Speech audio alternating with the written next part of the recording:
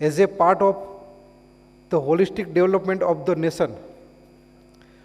Women and child development has been of paramount importance to our Honorable Prime Minister Narendrabhai Modi ji, and we are gathered here today to celebrate the achievement of our goals under his guidance.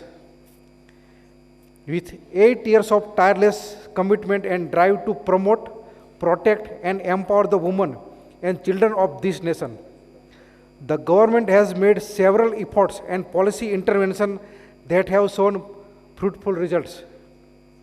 Our ministry is dedicated to working towards protecting women and girls from violence and abuse while challenging the stigmas against reporting crimes, which would overall create a much safer society. 708 one-stop centers are operationalized in India and 10 across the globe since 2015 for survivors of gender-based violence, and over 5.2 lakhs women have been supported by these one-stop centers. This has been supported through Women Helpline Service, where over 70 lakhs calls were addressed for women in distress. A total of 971 working women hostels have been sanctioned, which are benefiting about 75,000 working women all over the country since 2017. In last 7 years, a total of new 64 working women hostels were sanctioned with expenditure occurred over rupees 150 crore. Nirbhaya Fund has supported 34 new projects scheme with targeted interventions which have been appraised, taking the total amount of nearly rupees 10,000 crore. The purpose of the fund is to enhance protection and security and make the public space safer for women. Under Pradhan Mantri Matru Vandana Yojana, cash incentives are provided to pregnant women and lactating mother for supplementing maternal nutritional and dietary diversification, promoting better health seeking behavior. Under this Yojana, more than 2.78 crore beneficiaries have been enrolled and more than 2.47 crore beneficiaries have been paid maternity benefit amounting to nearly rupees 11,000 crores. The introduction of National Crunchy Scheme for Children of Working Mothers in 2017 has helped countless women balance work and childcare with ease. This respite for working women takes us step closer to achieving holistic empowerment and promoting income generating among the women. Other legislative and judicial movements have forged a path for autonomy and independence of women, such as the abolition of triple talaq, increasing gestational age for abortion revised from 20 weeks to 24 weeks, increasing paid maternity leave from 12 to 26 weeks, and proposed bill to bring the age of marriage at par with men at 21 years. The foundation of all learning are laid during the nearly years 0 to 8 years. Good quality early learning, early childhood education, and early childhood development program help in reducing the chances of dropout and repetition and improve outcome at all level of education. Beti Bachao, Beti Padhao campaign has yielded tangible result in the area of sex ratio at birth, where exponential increased by 29 points.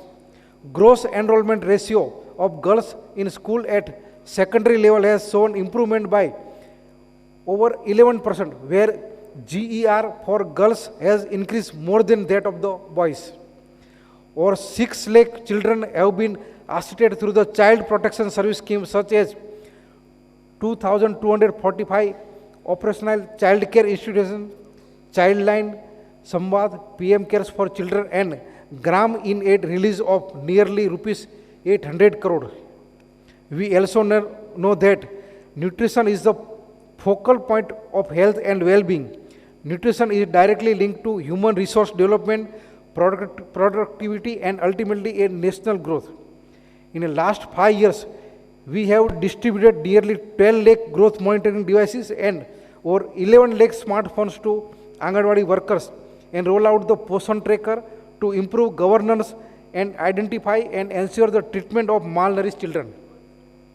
Today, there are over 12 lakhs Pakka Anganwadi centers having drinking water facilities and 11 lakhs plus Anganwadi centers having functional toilets, and we aim to strengthen the infrastructure in all remaining Anganwadis. There are other women-centric interventions beyond women and child development, and I would like to mention a few of these. PM Mudra Yojana has provided a financial support mechanism for women entrepreneurs, and 68% share of Mudra accounts being in the name of women is an indication that movement has been in the right direction for women-led income-generating activities. Stand Up India has been monumental in elevating women from financial constraint through loans issued for greenfield enterprises in manufacturing, services, and agriculture-allied sectors. Startup India has dedicated an earmarked 10% of SIDBI operated fund towards women-led startups with rupees 1,000 crore. PM Jan Arogya Yojana has extended healthcare service to household without any adult male member, thus expanding in idea of Atmanirbhar Bharat for women-led households. The goals of our efforts remain in promoting holistic and balanced nutrition, ensuring empowerment, safety, and protection of women and children under the three umbrella missions: Poshan Abhiyan, Mission Shakti, and Mission Vatsalya. With the support of state and through interministerial synergies, we aim to ensure balance and sustained growth and development of women and child for holistic national growth. As we celebrate these 8 prolific years of work under aegis of the Honorable Prime Minister Narendra Bhai Modi ji, we need to continue supporting, celebrating, and recognizing the incredible role played by children and women in the future of nation. As today we meet to some aspirant district officers, we know that 3 core principles of aspirant district program are convergence, collaboration, and competition. 11 aspirant districts from 5 states are part of today's program.